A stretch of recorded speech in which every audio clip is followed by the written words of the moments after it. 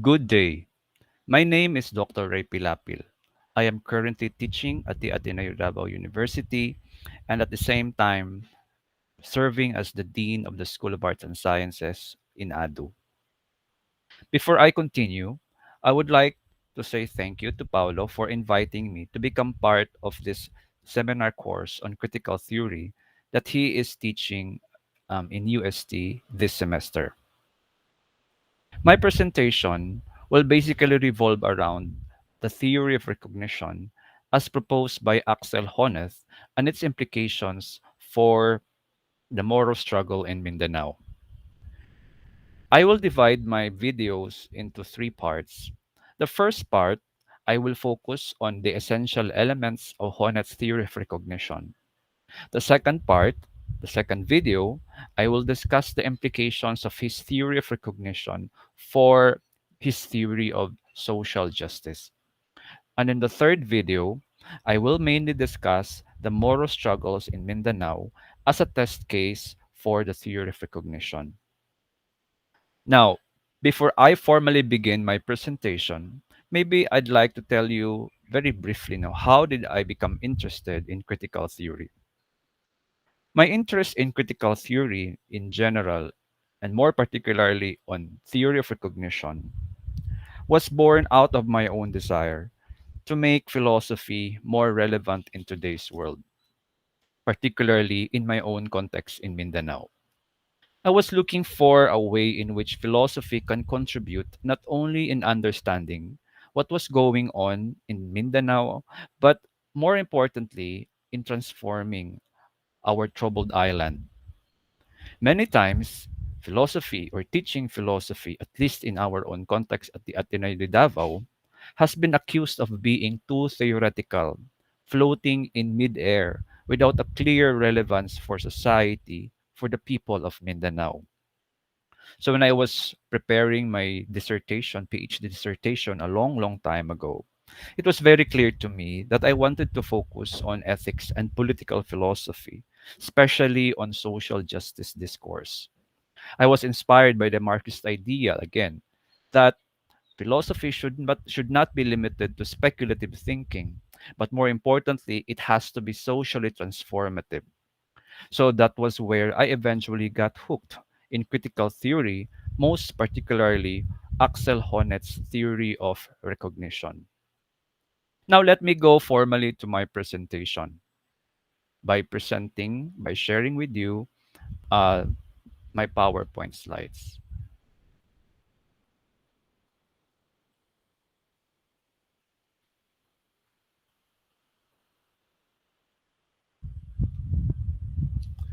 So my presentation is entitled Honneth, Recognition, and the Moro Struggle. I will proceed in five parts. The first part is the introduction. The second part, the three principles of recognition. The third part, the concept of recognitive justice. The third part, the Moro struggle. And the last part will be a brief conclusion. Today, our political landscape is no longer limited by movements inspired by orthodox Marxism that claim an equitable share of economic resources and wealth. We all know that it is also interspersed by social movements structured around race, gender, sexuality, ethnicity, language, and religion. What these various groups desire is not simply a fair share, equal share of economic resources, but the common claim, due recognition of their identity and difference. So in short, the new forms of social conflict are no longer ignited by distribution problems, but by questions having to do with what Habermas would call the grammar of forms of life. And so, if you remember, many years ago, the language politics identity, politics of recognition became very popular. Now, we might ask, no, what was the reason, no, for the cause, what was the cause, no, of this change in normative orientation? Well, they say that um, this could be attributed to what they would call political disillusionment, the idea that the demands of economic and distributive equality has been disappointingly found to be unachievable. However, others would say that it is not so much because of political disillusionment or hopelessness, but because of moral sensibility or increasing moral sensibility among individuals. Due recognition, as Charles Taylor would put it, is not only something that we owe to people, but it is also a vital human need. Now, let me jump eventually no, to Axel Honneth, who is a representative of the third generation of critical theory. He rehabilitated the Hegelian and Fichtean notion of recognition in contemporary times by developing a theory of recognition and incorporating it with his social theory and theory of justice. As Paul Ricard puts it, Honneth's model of recognition interweaves what he would call speculative conceptualization and the test of experience. Now, in this paper, and I think I already mentioned this earlier, I have two goals. No? First, I would make an internal reconstruction of Honneth's moral grammar of recognition, how it shapes personal identity, and how it constitutes the basis for his theory of social justice. And second, I will undertake a normative analysis of the Moro struggle on the basis of Honneth's theory of recognition. Now, of course, before I go to the three principles of recognition, let me just tell you that the theory of recognition of Honneth is largely drawn from the concept or the idea of intersubjectivity, no? The turn of intersubjectivity, which took place, no, many years ago, um, which was also endorsed by various thinkers such as Martin Buber, Emmanuel Levinas, Michael Theunissen, and most particularly Jürgen Habermas. Honneth, similar to them, embraces the classical critique of transcendental phenomenology and undertakes a paradigm shift in favor of a theory of intersubjectivity that radically historicizes or socializes transcendental questions. It is no wonder that when Honneth outlines his theory of recognition in the book Struggle for Recognition, intersubjectivity is given such a central place, no, upon which subjectivity and the need for recognition are rooted.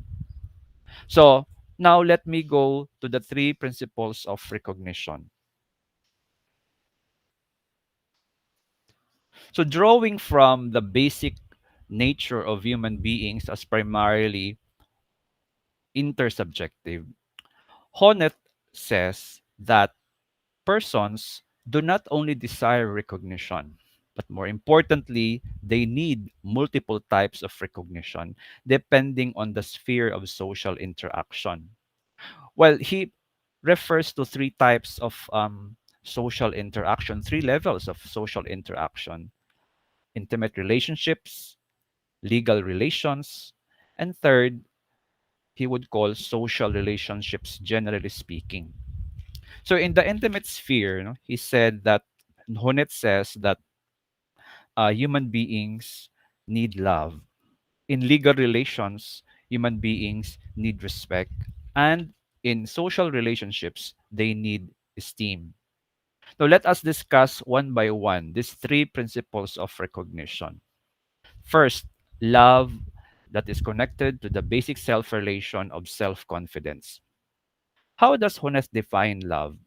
For him, contrary to the restricted view that love is simply the emotional bond between the sexes, Honneth regards love as a primary relationship characterized by a strong emotional attachment among a small number of people, between parents and children, or family members, or between friends. Now, he says that love is characterized by a double movement. No? First, there is symbiosis, or the experience of being merged with the other. And second, independence, or the capacity to be alone. So, how do we go about these two forms of movements of love? Well, according to Honneth, when you love, you always want to be one with the other. The lover and the beloved are united together in their neediness and dependence on each other as if they cannot go on with life without each other. This feeling of oneself in another cannot be achieved spiritually, no? Like a union, a mystic's union with God. Rather, it requires physical existence or concrete objects or subjects such that um, who show each other feelings of love. So when you are in love, therefore, there is this desire, no, to become one with the other. However, Ponet gives some kind of caution. If love were only a matter of boundary dissolution, it's dangerous because it could also ensue a loss of the self. And that's why, together with being one with the other, the movement of love is also about affirming the independence of the other, of the beloved. It is at the same time giving the other the capacity to be alone, no? Of giving her the assurance that she is continuously cared for despite her independence. Giving the other independence, some sense of autonomy, according to Honneth, is important because it is only through this that the other, the beloved, can also pursue his or her own creativity, no? His or her own imagination or a sense of self. So, given this two movements of love, according to Honneth, when we love, we recognize the independence of the other, but at the same time, we let her and give her the assurance, we let her know and give her the assurance that she is continuously cared for despite her independence. Now, when a person is given love, what will it bring forth? No? Well, drawing from Eric Erickson, Honneth says that on the basis of the experience of love, the individual will develop basic self confidence, which he defines as the capacity to articulate and pursue one's needs and desires without fear of being rejected. So that's love and self confidence. Now, let me go to the second sphere, rights and self respect. The second form of recognition arises from granting to legal subjects basic rights as well as corresponding duties. Honneth would endorse, the Hegelian modern legal recognition, in which one's legitimate claims are based on the principle of what he would call a universalist conception of morality. The idea here is that individuals, being free and equal, are capable of making autonomous decisions, no?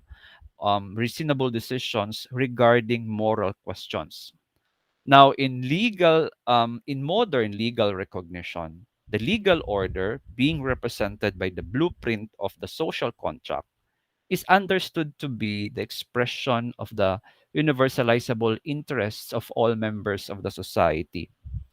Since free and equal members of the society consent to it on the basis of their rational insight, they are in turn expected to act in accordance with the legal norms, including their moral obligation to respect the rights of each one. And the ascription of rights to individuals enables and protects not only their possession, but also their exercise of the universal capacity to make reasonable, autonomous decisions. Now, although I haven't included it here, no, in the slide, what Honneth would propose is a tripartite account of rights. No, so you have first civil rights, which protect individuals from unauthorized state interference.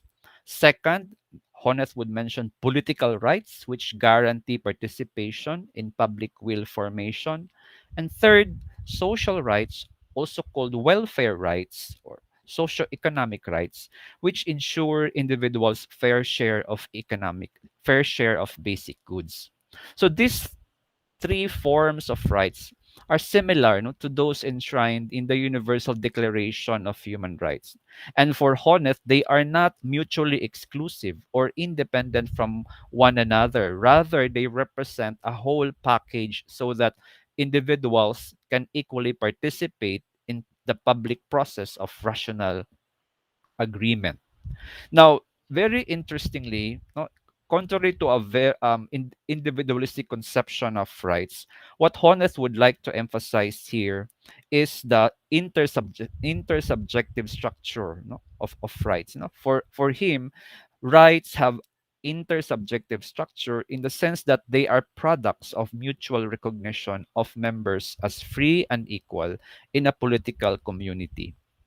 Now, through legal recognition, no, in which individuals are given rights, no, civil, political, or even welfare rights, he says that individuals will acquire self-respect, no? The possibility of seeing their actions as the universally respected expression of their own autonomy. So you notice here that the notion of self-respect that Honneth has is very much connected to the notion of autonomy, that individuals can make autonomous and reasonable decisions. Okay. What is the importance of rights? No, and how is it relevant, for instance, to this developing self-respect? Well, according to Honneth, drawing from Joel Feinberg, no, uh, he says that when a person or an individual is granted with rights, no, that will empower him or her to raise and defend socially acceptable and justified claims. No, in other words, through rights, one can engage, no, one is empowered to engage in actions that can be publicly perceived by others. So this he refers to the activities related to rational will formation or public deliberation. So by being able to raise, no, claims and defend these claims publicly, these are, according to Honneth, preconditions for individuals to develop what he would call self-respect, no? Because one sees oneself as the legitimate source of reasons to be able to engage in um, actions that the public can perceive. So, in this sense, we can say then that Honneth underscores the political dimension of self-respect. Now we go to the third principle, no? Solidarity and self-esteem. While love is based on the singularity of the person and respect on the universal feature that makes one a person at all, esteem is based on what makes one special, unique, or particular. Esteem is given, no, to someone as a certain kind of person, and it helps individuals appreciate their personal and unique characteristics and abilities on the basis of the extent to which they contribute to the realization of the goals and values in a particular society. Of course, the question that can be raised here is, how do we determine what constitutes a valuable or worthwhile personality feature? Well, Honneth would suggest, no, that this what is required here is what he would call a framework of orientation or an evaluative framework that is composed of values and goals accepted by all members of the society. Of course, this sounds immediately very problematic because the qualification all members of the society is too strong a thesis. No? Would it not be possible or more sensible to say that the social precondition for self-esteem comes from members of a particular group or subculture to which the person belongs? Okay. That is a question that I'm not going to answer here, however. So how does self-esteem again? How is self-esteem developed? This self-esteem um, can be achieved by an individual if he or she is given the opportunity to be able to contribute to the realization of social goals, no, of common goals, uh, no, of the community where he or she belongs. Now, if you go back to history, according to Honneth, self-esteem is not automatic, no, and it's not also open to everyone. Um, the individualized and symmetrical character of self-esteem grows out of the structural transition of hierarchically based pre-modern society to the more horizontally organized modern society. So during the pre-modern period, the chances of earning esteem depended exclusively on the capacity to meet up the collective expectations or specific lifestyle attached to the person's social status or rank. The basis of social evaluation of the person is not the individual's accomplishments, but rather the worth of the culturally typified status of group. So what does this tell us? That when you talk about self-esteem, it's something that can only be achieved by the person within a particular status or rank. No, but if you compare one um um between two status groups, no, you cannot talk of self-esteem. So during the pre-modern period, while there was symmetry, no, in the chance of attaining esteem within each status group, the same did not hold between status groups. No, so esteem at the societal level depended on the rank of the group within the social hierarchy, and that's why members of a higher status group would have more chances of earning steam than members of a lower status group. But of course, what happened in the modern period, this hierarchical arrangement is replaced, no, by horizontal competition that gave way, no, to the individualized and symmetrical character of self-esteem. Now, on the basis of this, equal chance to develop self-esteem, according to Honneth, this would pave the way, no, for solidarity. And he defines solidarity not simply as shared feelings of sympathy, but rather some shared concern, interest, or value. So he's saying here that this shared interest, no, or value um, is the presence of an open, pluralistic, evaluative framework within which social esteem is ascribed. So in other words, solidarity is the willingness, no, to share with other people whom we see as equal on the basis of identification. In an ideal society, according to Honneth, no, one is um in an ideal society for Honneth, no, is one sorry, an ideal society for Honneth therefore is one in which the goals and values of the society do not run contrary to the individual's pursuit of the good life, in which each member is given the equal opportunity to esteem for his contribution to the common good.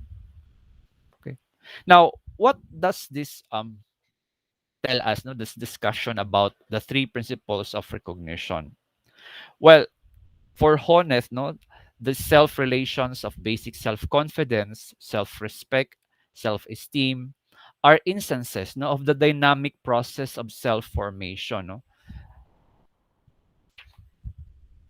For Honneth, the acts of recognition, social recognition, are the social preconditions for individuals, no, to be able to attain self realization, which he defines as the process, no, of realizing one's chosen life goals without coercion, both external and internal. So taking place, so this internal